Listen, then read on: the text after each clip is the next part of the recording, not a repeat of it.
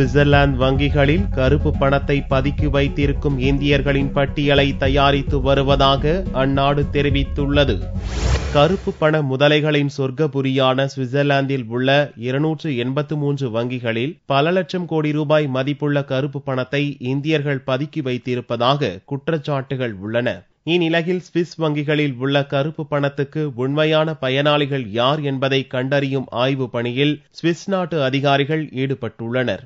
இதன் மூலம் கருப்பு பணம் வைத்திருக்கும் இந்தியர்களின் பட்டியலை தயாரித்து வருவதாகவும் அந்த தகவல்கள் இந்திய அரசுடன் பரிமாற்றம் செய்யப்பட்டு வருவதாகவும் ஜூரிச் நகரைச் சேர்ந்த மூத்த சுவிஸ் அரசு அதிகாரி பிடிஐ செய்தி நிறுவனத்துக்கு தெரிவித்தார். மோடி தலைமையிலான புதிய அரசுடன் இணைந்து பணியாற்ற சுவிஸ் அரசு ஆவலுடன் இருப்பதாகவும் கருப்பு பணத்தை மீட்க சமீபத்தில் இந்திய அரசு அமைத்த சிறப்பு புலனாய்வு குழுவுக்கு தேவையான அனைத்து உதவிகளையும் செய்வோம் என்றும் அந்த அதிகாரி தெரிவித்தார். இதனிடையே சுவிஸ் வங்கிகளில் அதிக அளவில் கருப்பு பணத்தை வைத்திருக்கும் நாடுகளின் பட்டியலில் இங்கிலாந்து முதலிடத்திலும் இந்தியா 58வது இடத்திலும் இருப்பதாக அந்நாட்டு அரசின் புள்ளி விவரம் கூறுகிறது.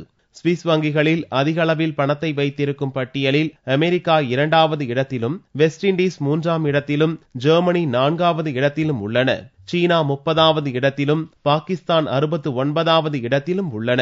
கடந்த 2012ஆம் ஆண்டில் 70வது இடத்தில் இருந்த இந்தியா 2013ஆம் ஆண்டில் 14,000 கோடி ரூபாயுடன் 58வது இடத்துக்கு முன்னேற்றம் கண்டுள்ளது.